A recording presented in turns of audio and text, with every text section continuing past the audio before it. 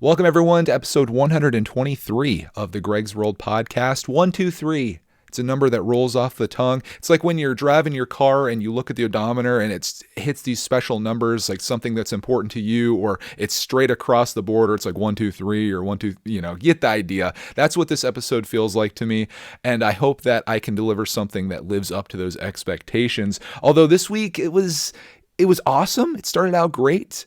And then it went downhill quite a bit. Like there was a crash landing. But before we get into all that, I should say, if this is the first time that you're ever seeing this is my audio journal. This is where I sit down and I talk about my week and the goings on in it and the things I'm interested in, just like all the good and bad things that happen in life. I share them here just as a record for myself, and I think people enjoy this. At least I hope to think that, because I enjoy this type of content. I wish more people did journal-like content in podcast form. Speaking of which, you can listen to this. If you prefer to take this off of YouTube and you just want to listen to it on the go, this is available on Apple Podcasts, Spotify, and every other podcasting platform that people do or do not use. Do or do not use. There is no try. Let's talk about this week, though. I told you it started out awesome, and it certainly did. Yard sale season is upon us, and community yard sales were happening last weekend. They're also happening this weekend as well. This weekend, absolute rain out, like it's raining today. I'm actually recording this on Friday, May 6th, right at 11 a.m. You can think about where you were at this time when I'm recording this. But it's raining now, and I looked at the forecast, and it's reporting rain straight through the next 24 hours. So today is technically a yard sale day. You can go out on Friday morning. Sometimes deals to be had. Saturday mornings, obviously, that's like prime time, and rain sucks, but it's not going to stop me. The rain didn't stop me last weekend, though, because it was beautiful. It was a little chilly, but it was glorious, and the Pine Creek Meadows development community yard sales were happening, and we obviously went out to that and had a great time. It was a beautiful day. We found scores on scores, actually found scores in like all the categories that I look in. Like if you're trying to check it all off, I got it. There was some Thomas stuff or toys. There was Lego stuff. There was video games, and it just was like, this is what I needed in my life. It felt so good, and I just love being out with my in-laws, Bud and Deb. They're my favorite in-laws, by the way. Might be listening to this, so I have to say that. Clark, man, obviously. The whole video is out if you want to watch that. I'm not going to recap it too much because you can just go watch the video. I know you guys like the director's cut, but I feel like that video pretty much summed it all up, and I was so proud of that video when I made it. I was like, man, this feels like a good one. It did take me a lot of time to edit, which I'll talk about as we get into later in this week, my editing days. But man, what a great day. One follow-up, though, that you may not have seen in that video if you did or didn't watch it. Why? There is no try. Why do I keep saying that? Let's stop. The Nintendo DSi that I got, it was kind of crusty and musty and had 4 games with it. I bought it for $5. Ended up cleaning it up and getting it working. I charged it with a 3DS cable that I already had, and it works wonderfully. So I already have a 3DS. I have another DS that I got for free at a yard sale, so I think I'm going to sell that on eBay, and it looks like they're going for like $40. That's without a stylus and without a charger, which is wild. So $5 for that. Maybe if I throw the games in there too, because the games are kind of meh. Other than the Mario and Donkey Kong game, I think I could probably make $40 or $50 off of $5, and that pays for like everything I bought that day, plus probably what I'll spend tomorrow when I venture out into the rain to find some great deals at the Rocktown yard sales. But yeah, it was a really wonderful day. I had a fantastic Saturday. It was just like chef's kiss, phenomenal. And I was happy to go out and experience that. The week continued on being pretty good. Sunday, what did we do on Sunday? I'm trying to think back. I didn't do a very good job of keeping records this week. I usually put little notes on things, but I don't have much record of it. I guess the next thing on my list, though, I need to do better at my notes. Next thing on my list is a Subaru update. I mentioned in last week's episode that we were considering purchasing a new vehicle because of our Subaru's getting a little bit older. There's some repairs that need to be done. So I went out and about and tried looking for a vehicle, and I found out that this year things are much worse than they were last year in terms of vehicle sales, the ability to find a new vehicle and or a used one at a reasonable price. It's not happening. So I made the decision that I was going to fix the Subaru. So I made a phone call, got them set up to come to our house to pick the car up and do the repairs and stuff. And they did. It was expensive, but my thoughts are I now have a vehicle that is good to go. Like the Subaru's been a phenomenal vehicle since we've owned it, since 2013. Like I did have this statement that I would say where I was like, the only thing I've ever done to this is change the tires, rotated the tires, and oil changes, like the standard maintenance stuff. These are like the first couple things that have come up where it's been like, oh, I need rear wheel bearings, which I'm still struggling to say. And then there was this control arm bushing that was getting dried out. So I had them like fix that as well, because I thought, I'm probably going to be having this car for at least the next year. And I want this thing to be up to par, because this is going to be our travel vehicle. And if I do sell it, or if I trade it in, which I'll probably sell it, because we do have a person that we're friends with that would be interested in it. I want it to be a good vehicle. I don't want to be like, hey, here, buy this from me, and then it turns into a pile. But I feel like it was a good investment. And for the amount of money that I paid, it's about $1,700 all in for all the stuff they did. They also changed out the brake fluid and did one other thing too. I forget what that was, but I feel like that's way cheaper than what I would pay for a car payment, obviously, if I got a new car. And also, I think about it like this. When you buy a car in the state of Pennsylvania, you have to pay sales tax on that vehicle, because it's a product just like anything else. And that sales tax is 6%. So if I bought a $40,000 vehicle like that Toyota Highlander that I was looking at, that was 4 years old with 40,000 miles, absurd. The sales tax on that would have been $2,400 just in sales tax, just money that I would have just thrown away. Putting $1,700 into the vehicle that I already own, that I know has been properly maintained, that I've taken care of the entire time we've owned it. I think that's the move to make. And I doubt there's anyone that's listening to this that would disagree with that. So we have the car. I got it all cleaned up this week too. I spent some time getting it all, beautiful inside and out. Then it rained, but yeah, that was what I decided to do. I mean, it wasn't really was it really a decision? I suppose I could have bought the Highlander or anything else, but I'd rather go new, just so I can be in that same position where I'm like, okay, I've seen this thing since day one, and especially considering that new car prices and used are like almost neck and neck. Why even bother with used at this point?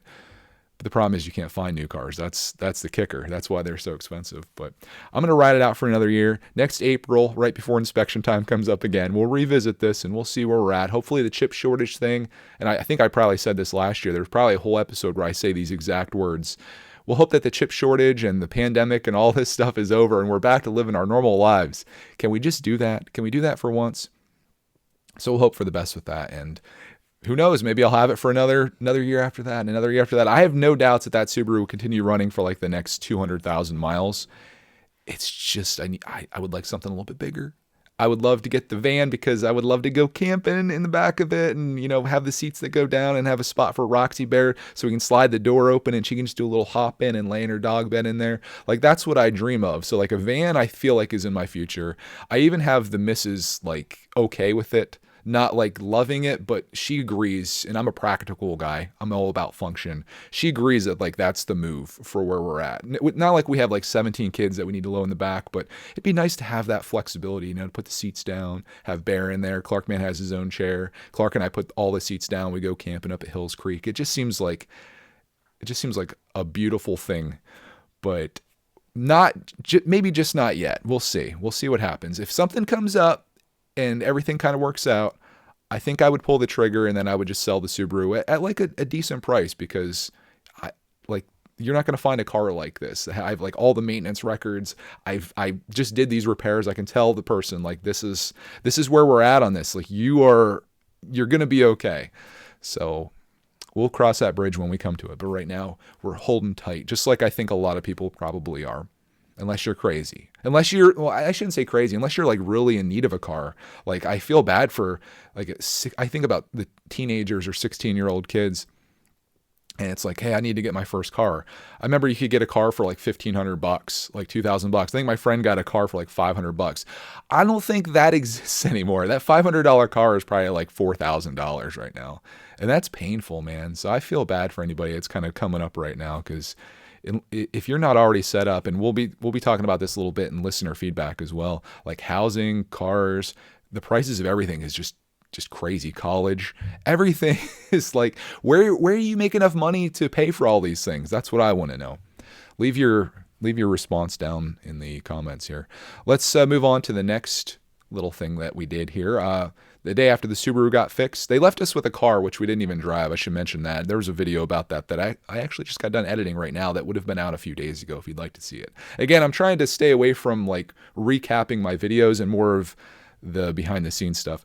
So the next thing we did was I got some plants for our future garden. If you guys have been following along with the story, we got rid of Clark Man's play set thing out there that he barely used. We gave that to our friends and who live just down the street. And it's Clark's girlfriend's house, by the way. So he can still use it if he wants to. And we're going to put a really nice garden in there because that's something that I feel like, just like the piano thing, I feel like that's something that the whole family can get into and really just like get behind. You know, like you go out there, you see your tomato plant growing. There's starting to be some tomatoes on there, and we all, you know, we put our arms around each other. We look at that and we're like, look at those tomatoes growing. It's like Gardener Greg's wildest dreams, you know, having a van and growing tomatoes. It's all I really want in life. I'm a simple man. Imagine, you know, like, what's your life goals? I want to have a garden and I want to have a minivan. That's all I really aspire to, guys. I want to make YouTube videos and drive a minivan and have a garden in my backyard and a fire pit, which we're working on as well. So let's talk about the garden. I got like everything that I want. We're going to be growing tomatoes, all types of peppers. We're doing like bell peppers. We're doing jalapeno peppers. I'm always buying jalapenos. I'm like, dude, let's just grow some of those. Sweet banana peppers. I'm actually going to try my hand at broccoli and Brussels sprouts. We're growing corn, cantaloupe.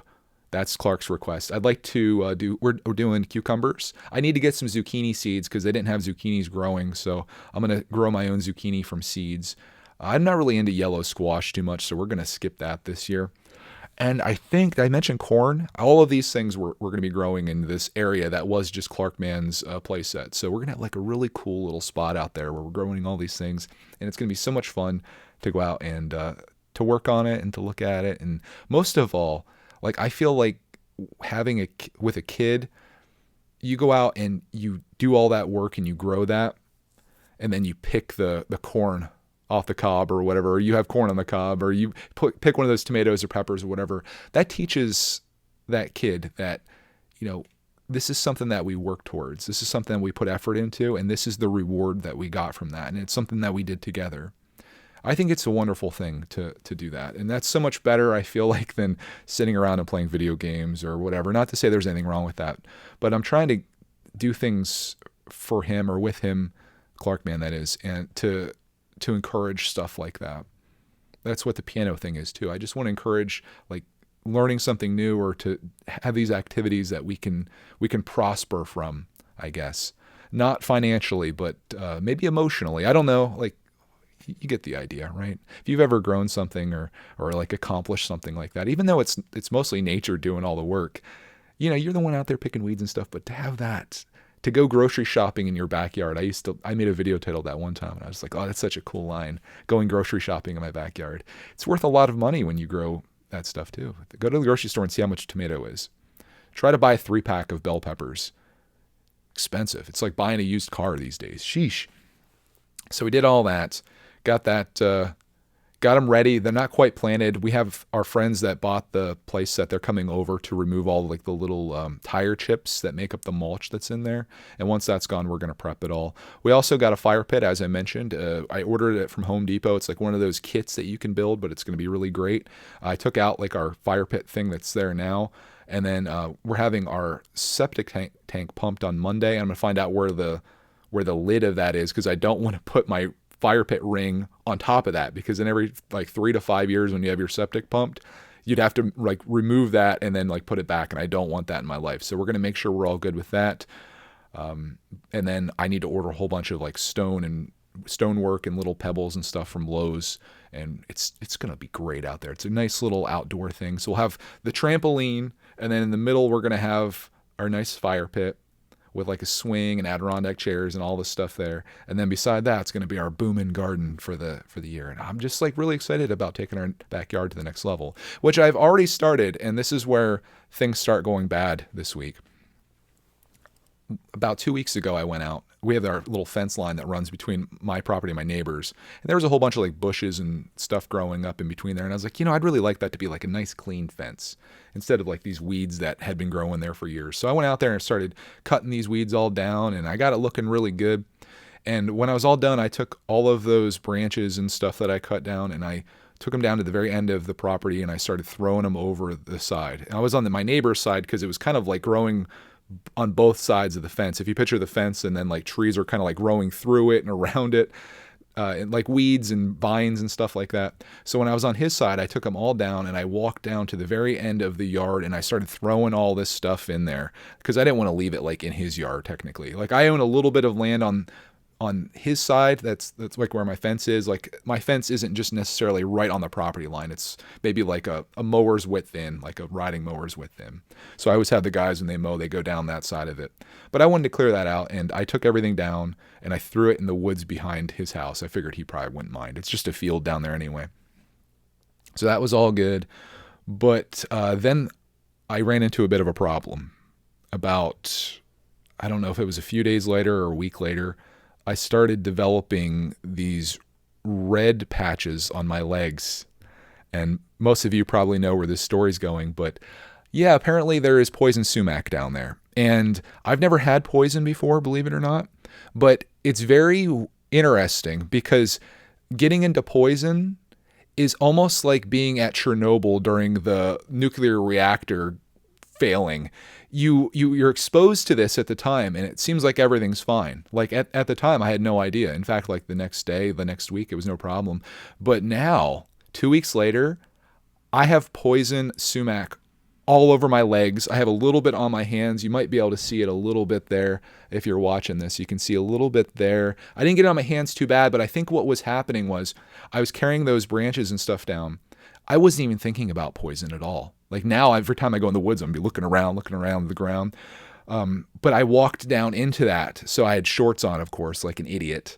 And I started throwing that stuff down there. So every time I walked down there, my legs were getting touched by this poison sumac that was growing on the ground probably. And I didn't even notice.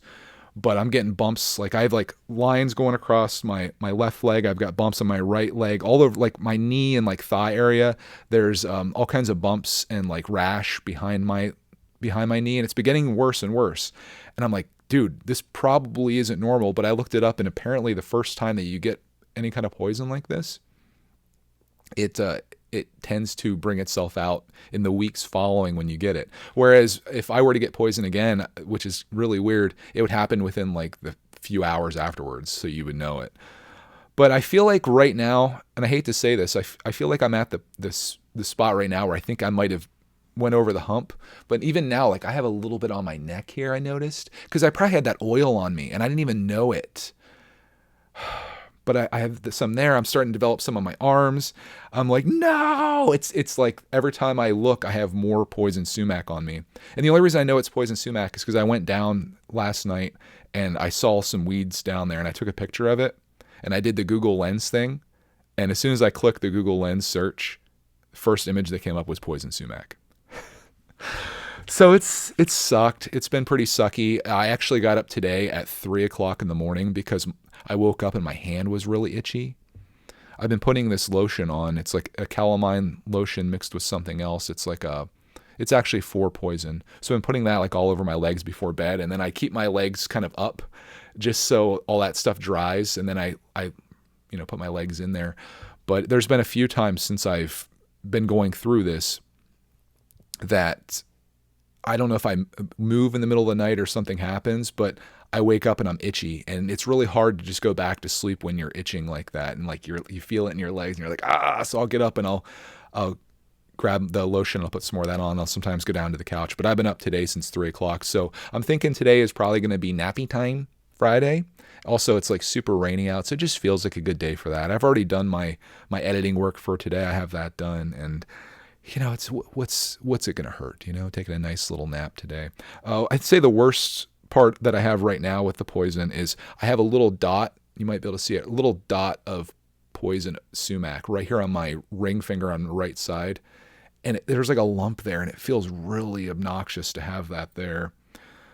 But yeah, who knows where else I'll be getting poison. I've got these blisters and rashes all over my legs and stuff, but I'm glad it's not on my face, my eyes, other places that maybe we won't mention. I'm thankful that didn't happen. But yeah, it sucks. I think anyone that's had any kind of poison ivy, oak, or sumac probably feels my pain, literally. It's not too bad though. It's just more of an annoyance, but it's definitely kind of been one of those things that sucked this week.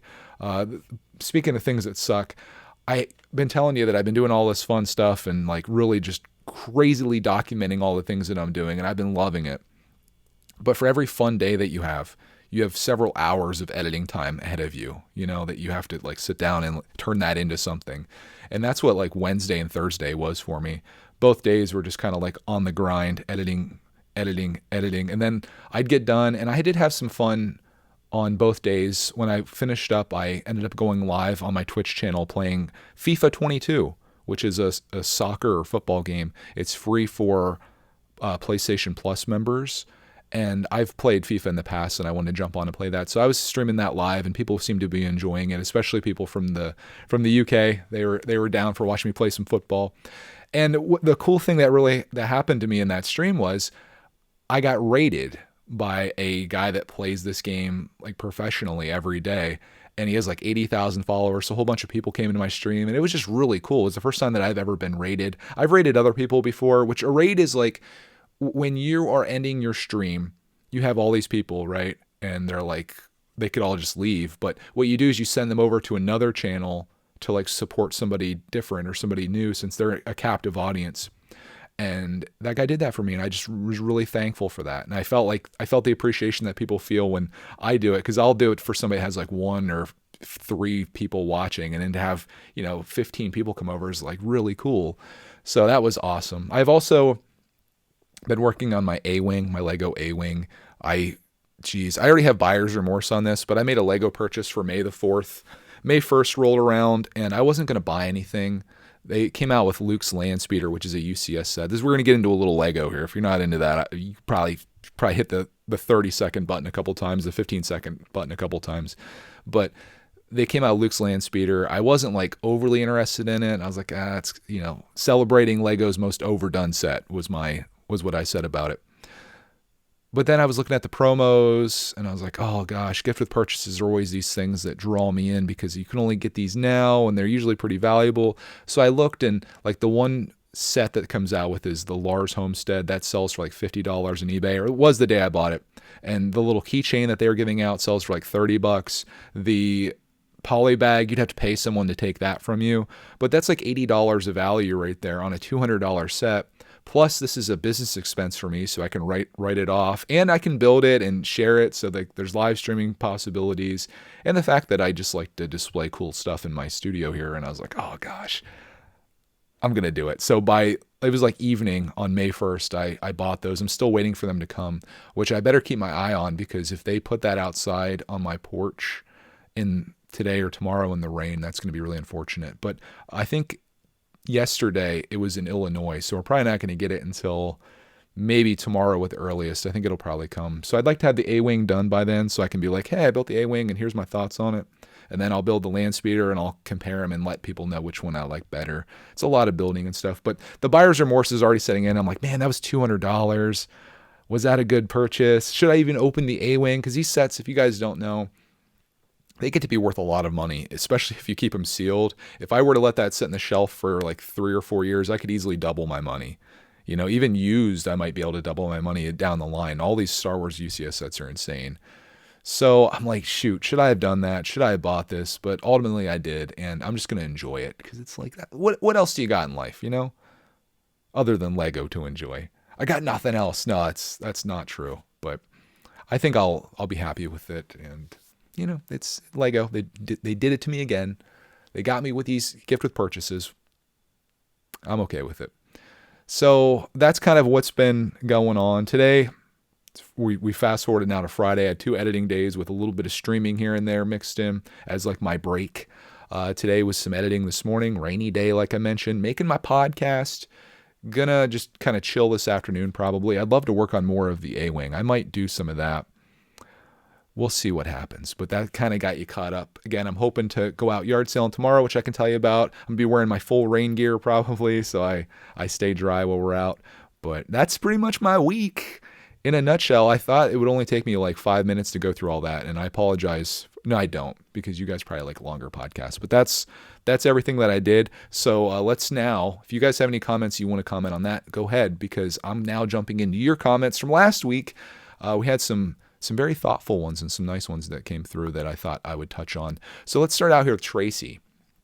This is where we talk about trying to make a purchase that you used to be able to make before things got all haywire, and now you can't. So Tracy says, I feel your pain with a big purchase costing more than it used to, and there not being many good available options. I've been working towards becoming a teacher for the past 4 years as a single mom.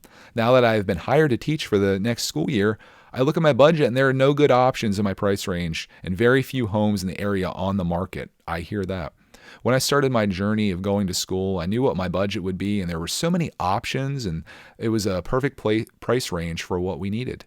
Now that I've reached my goals, it isn't something I will be able to happen for some time. My kids helped me see it in perspective, though.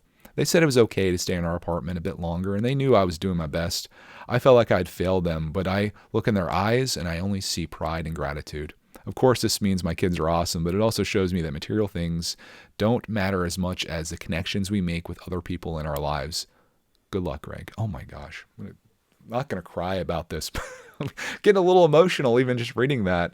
God, I love your kids. I don't even know them, but that's awesome. I picture you guys. I feel like kids understand, and they know you're a single mom. They know that you're doing your best that you can. They're not going to be like, Mom, we need a house, because what does it matter? If you have a family that loves you and you're a unit, you could go anywhere. You could do anything. I wouldn't worry too much about the housing market. I think it'll settle itself out. I hope that it eventually comes back down, but I think a lot of people right now are just sitting tight. They're like, geez, this is wild. Unless you have an extra house to sell, in which case you're putting on the market for a crazy price and people are probably like going in a bidding war on it.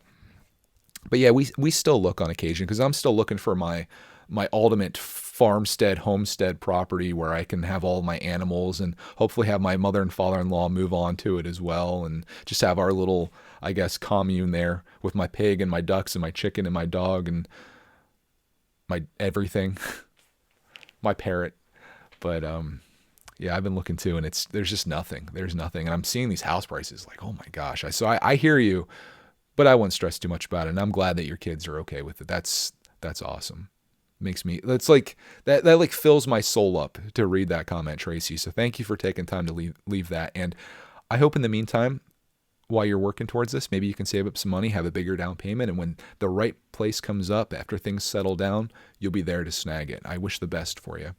Next comment comes from Bricksar, and a little bit of a lighter note. He says, the trifecta of restaurants, Chick-fil-A, Cracker Barrel, and Texas Roadhouse. Those are my favorites. I would love to go out for dinner with Bricksar one of these days. That would be like probably the highlight of my life, honestly. I've met the man one time at Philly Brickfest in 2018. Such a classy fella, and just an awesome soul. Love that dude. He says, as far as the van life, we loved it for 20 years, and for many of the same reasons you're thinking. Did you have your dog hop in a little dog bed back there? Did you guys go camping? Did you have your son and daughter in their own little seats and have the back seats down? I think it's the ultimate. I don't know. He says, but now we look at it like boat owners. Best 2 days, when you buy it and when you sell it. Dang it. I thought we were doing good there, and then it became a boat. Best day of a minivan's life, when you buy it and when you sell it. I don't know. Maybe if I get a Chrysler, that's probably how I'd feel. But here we have Builder Buds. Ronnie says, we had a van growing up, Dodge Grand Caravan, basically a Chrysler Town and Country, or Chrysler Pacifica as it is known now. He says, I love that thing. It had so much space for activities. It was going to be taking family road trips. Okay, let me read this properly. If I was going to be taking family road trips, you're darn tootin', I'd be living the van life. The hybrid sounds amazing too. Best of both worlds. I say go for it.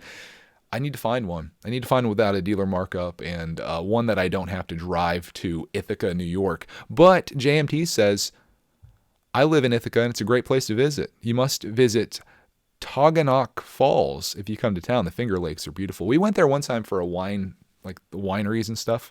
I realized at that moment that I wasn't really into wine at all. I only like the really sweet stuff. I'm not into like alcohol. I don't drink at all. The only hard stuff that I drink is Coca-Cola on occasion. And I don't know, I wasn't into the wine stuff, but it was beautiful. It was a beautiful area, and I love the wineries themselves. I'm just not a wine drinker, but Cody liked it, so it's kind of like I was doing it with her and for her mostly. So I would do it again. We'll go up there and we'll buy a van and drink a whole bunch of wine, and then we won't do that. We'll get a hotel room and we'll stay overnight. Next comment here comes from Matthew. He says, "Hey, Greg, I like the car stuff you're talking about. I knew that one person would want to listen to my car podcast." He says, "My only advice, if you're going to get any type of plug-in, make sure you have the infrastructure at your house for it. My brother had an electric hybrid similar to the Chrysler that you're talking about, and he can no longer plug it in at home. Home is a bit on the old side, so now he's stuck using the gas-only option in that car. Easiest thing to do is check the company website to see what the minimum requirements to be able to properly charge this at your house." So from what I saw, we're still going on about this Chrysler, even though like if it'd be different if I owned it already, but what I saw was you can plug it into like a regular outlet at your house, like any outlet that you have inside your home or in your garage, you can plug it into. I don't know what the voltage is, 110, 220. I think that's like a 110 maybe. Don't quote me on that, electricians. And it'll charge off that, but it takes about 12 hours to charge up. So it's going to be like an overnight thing. If you got one of the outlets that you plug like a dryer into, which I think maybe like 220 volt, that'll charge it in like 2 hours. So you could upgrade to that, but I mean, what's the difference really? If you're just going to charge it overnight, it's not like you're going to drive home and then charge it up. They need to take it right back out again. Although you could, I guess. And if you're going to get one of these vehicles and you're going to have it charging for, for its lifetime in your garage, maybe it would be good to upgrade. Plus that would make sure it's like super safe, because it seems kind of sketch to have like your garage have a car that's charging in it, but I guess it's no different than having anything else plugged in your house that has an electric current going to it. Just imagine like flames shooting out of this thing as it charges overnight, and then you got to run out of your house in your underwear. Not a good time. But yeah, I would make sure everything's legit. I'd probably have an electrician come and be like, "Hey, can we just like quadruple check this outlet here and make sure we're all good to go? And what would it take to upgrade that to a 220?" I think they have to put like its own breaker in, which seems like it would be an absolute nightmare. So I'd probably just do like the regular one if we could get away with it. But yeah, that's what I know so far. And our house isn't really an older one, although it was built in 1993. So I think it could probably handle charging a Chrysler van probably, if that's the route we go. What next? We have Lucas here. He says, "Does the dealership that does the inspection have to do the repairs? It just seems a little suspect to me." No, I could get it repaired anywhere and take it back for inspection, but I did call another place and the price was very close. So they weren't ripping me off. I did question, like, last year the car was fine, right? Now this year it needs 2 rear wheel bearings. Is that normal? Like, why wouldn't there just be like one that would go bad and then like maybe the other one's going to go bad eventually? It seems weird that they would both fail at the same time, although they've both been through the exact same thing. They were probably both manufactured the same way, so I could see it. And I don't have any reason to believe that this dealership would try to rip me off. They've been really good so far, other than like when you're sitting there getting oil change, they come over and they're like, "Hey, so have you considered getting a 2022 Subaru Crosstrek?" And I'm like, "No." Get out of here. No, I'm not that rude. But yeah, like the lady would, I'm like working there editing, and she comes out of her office and she's like, "Can I talk to you?" I'm like, "Yeah." She's just doing her job. I'm not going to be nasty about it. Lucas goes on to say, "I don't know what Knoebels pays, but I was looking at Kings Island jobs and they all start at $15 an hour. And although a big issue with amusement parks is that they are seasonal, so the typical worker is usually a student or some who has retired from a career." Yeah, that's pretty much what Knoebels is. It's mostly older people that are just doing it because they're retired and getting some extra money. I don't know what they start the pay rate at, but man, I think like 15 is like pretty reasonable. We went to McDonald's last weekend after yard sailing, and it was probably like 10 o'clock in the morning. So not like prime time for breakfast or lunch, it's like right in the middle. And there was a whole wrap around at the drive-thru. So we went in and I did the kiosk order, and it was legit like 30 or 40 minutes for us to get our food. And as I was staying there, I looked at their sign. They have like help wanted, of course, and they start their employees at $11 an hour. If you become a manager, you start at $14 an hour. And I started thinking about that. Like my first job, I was making $5.15 an hour. That was minimum wage, and that was 20 some years ago. And now minimum wage is, I think, $7.75 in Pennsylvania. And it's crazy because like even at that $11, which is $4 above minimum wage or $3 and some change above minimum wage, think about like if you had to drive into there, like we live in a pretty rural area, so you have to commute. A gallon of gas is $4.40 right now. So if you use a gallon of gas to get to work and to get home, say you had a little bit of a drive there, Like you're spending more, you're spending your first hour at your job just paying for the gas to get to your job. And then you have to work like an hour basically just to get a meal there if you were going to eat lunch. I'm assuming they give you either free food or discounted. At least I would hope so.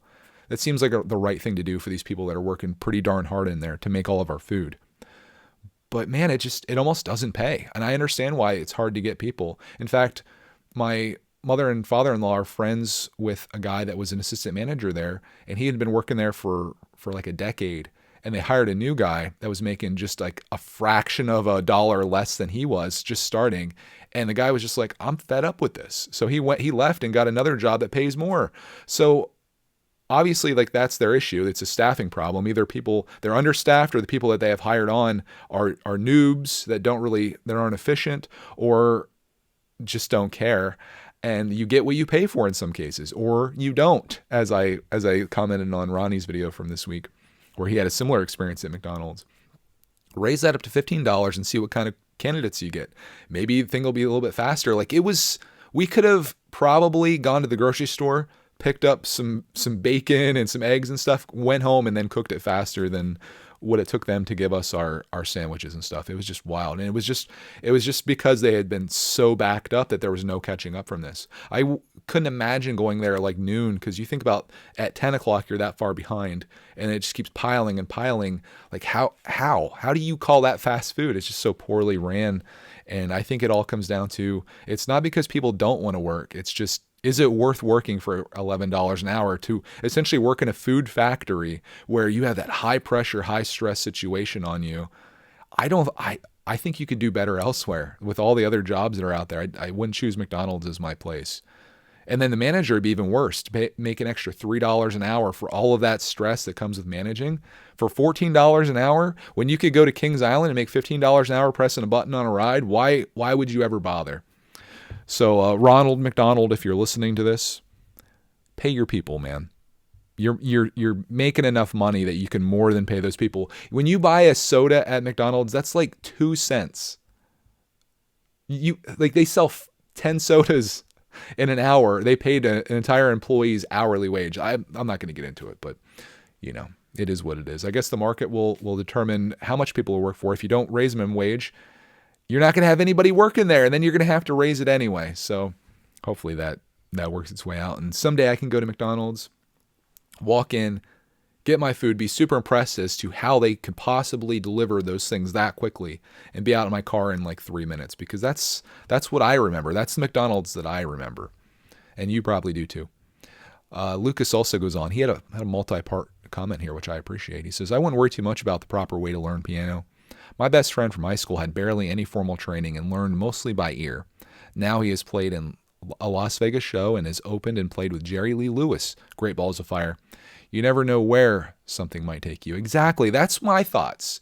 I think, like I mentioned last time, it's just important to get started, to have something that's engaging that you want to do, and to be able to do it at your own pace is really important. Which, funny enough, takes me to our next comment from a critic of Simply Piano. Essentially called it a scam the first time that they found out that we were using it, but has a comment here nonetheless. This is from Panda Bricks. Says, longtime listener, first time commenter. I normally listen to your episodes on Spotify every Monday. Thanks for another great episode. Sorry if I seem like I disapproved of what you're doing with the piano journey on my recent comments, because I certainly don't. I'm 11 years old and well written, I have to say. And I've been playing piano for nearly 6 years. I have a question. What's holding you back from getting a teacher? I know you mentioned that you wanted to keep Clark engaged and make practicing enjoyable and fun, and the app certainly does both of those things. The app also makes the experience feel like a video game, but the problem is that learning piano is not a video game. Don't quote me on this, as I've never played a video game. You might be the only 11-year-old in the world that hasn't played a video game. That's crazy. I'm actually impressed. It says, I know this is what keeps children engaged these days, but in my opinion, if this is what it takes to keep a child engaged when learning an instrument, they don't want to learn an instrument. I'd love to hear your thoughts on this. See, this is another example of you making an opinion without any information. You having never played a video game and seen what the appeal of video games is and how they do draw people in, saying that if that's what keeps them engaged when learning an instrument, they don't want to learn an instrument. I disagree with that quite a bit.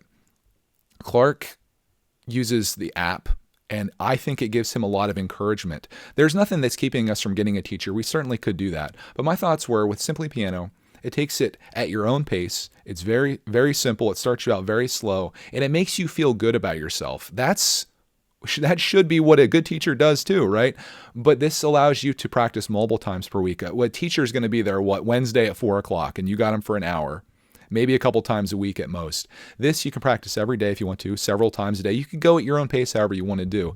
And I very much disagree with you that the fact that it is like a game and you feel like you're leveling up, that's the only reason that someone would want to learn piano is not right. That's just a bonus. That's something that gives them like inspiration. Like it makes me feel good. I'm like, oh, this is really cool. When you're hitting they're playing a song and you're hitting just a couple notes, you really do feel like you're kind of playing that song a little bit, And as time goes by, you progressively get better and better and better. And that doesn't mean that someday we won't get a teacher, because I think that could be helpful for the intangibles that Simply Piano can't teach you, like timing and how to sit properly and maybe finger positioning and all of those things. There's a lot that a teacher can teach you. And you seem offended that we wouldn't have a teacher, probably because you grew up with a teacher.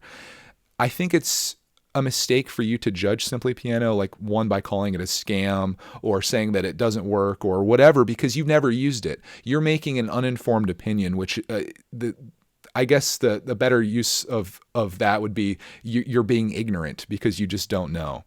And I'm not getting triggered by this by any means. It's just, I just don't like to see people, one, have an uninvited opinion. There's a lot of that on YouTube. Like YouTube comment section is the home of uninvited opinions. It's the place where people judge you, the things you're doing, and that's just normal. And if you're going to make YouTube videos, you have to accept that. And I have. And I try not to let it bother me. I don't fire back at these people anymore. If it's something that's really rude, I just delete the comment and I move on with my life, because nobody wins if you go back and forth. But just like the comment before you said, it's not really important how you learn. It's just that you do it. And how you get started is it's the most important thing. Just putting yourself out there. And then if 6 months or a year, Clark is still doing the piano, or if I am and we're still loving it, maybe we'll take it to the next level with a teacher. I'd plan to upgrade our piano. Maybe our piano might be fine, but it all depends. This is just a great place to start. And if you are thinking about getting into piano, I think Simply Piano is fantastic for that, with my limited experience with it. But you can look at reviews on the App Store. You can watch videos on it. You can speculate whether they're real or not, whether this little 5-year-old kid is actually learning it or he's already, been a Mozart since he was 2. You can judge that for yourself. I can just tell you from my personal experience, it's been nice to get started with, and I feel like I'm learning from it. I'll have to judge way later in the time frame of my learning whether it's teaching me the wrong things or it's not teaching me properly, because I don't know that yet, but I just know that I'm enjoying it, and I think that's the most important thing, because this is just a hobby. That's all it is. But I do appreciate your comment on it, and hopefully my explanation there was enough for you to understand why we've taken this route. The last comment of the day comes from the Nerd Abides. It says, thanks for telling your trading card story. I used to collect basketball cards only for the players and designs I liked too. That was me when I started. I lucked out and didn't have any friends that had the card price catalogs, but moved into Pokemon cards after that and eventually grew out of toys and cards and such later. Piano is great to pick up. Really, any hobby where you're producing something or doing something is better than collecting. Looking forward to hearing about your family's summer adventures. Also, sorry for the long comment. Never apologize for long comments. I love them. I appreciate you looking forward to our adventures. Hopefully we have some great stuff to share with you. I think we will. But yeah, I agree with you. Collecting is fun, but only if you're getting some value from that collection. Like, I collect Lego, obviously, and am I getting value from the stuff that's in my storage room, packed away in boxes or put into storage bins and stuff? Not necessarily. That's why I've really wanted to transition into having parts and us just building cool stuff and sharing that. That's producing. That's enjoying. And when you build something up, you can either keep it built, you can tear it down. There's really no cost associated with it. There's nothing lost. You can. I just feel like that's the way to go, which is, I think, is another reason that me making this big purchase this week of the Luke's land speeder is weighing on me. I'm like, is this really what I should be doing? I should try to make my own land speeder using the pieces I have. That'd be way cooler. I think that'd be way more interesting for the YouTube audience to see than me being the 1700th guy to build the Star Wars one when all the reviews are already out and it's like old news. Even right now, before I ordered it the first day it came out, it's already old news. I don't even have it yet. That's the direction I want to go. So it is, for me, just like all the other stuff that we're doing, whether it be gardening or piano or Lego building, I just want to I want to produce something. I want to put my heart into it. I want to have something to show for our effort and to show Clark, man, that you can do cool things if you put your mind to it. And that's what I'd like to leave you guys with this week. I encourage you to do the same, because that's what I'm trying to do in my life, and I'm here to report the results back to you and tell you what we did right and wrong. Oh, I do have one other thing that I wanted to share with you. But I think I'll save that for next week. I'll make sure that's a note for next week, because this is something that I'll be continuing to do. So I'm gonna leave you on a bit of a cliffhanger there. But I encourage you to go out and have the best week of your life. Hopefully you have a great one. I'm gonna try to do the same. Hopefully my poison sumac goes away. Hopefully I find some cool stuff in the rainy yard sale day tomorrow. And next week is a really just beautiful week of great weather and lots of productivity on my end. So thank you guys all for watching and listening, and we'll see you all in the next Greg's World podcast.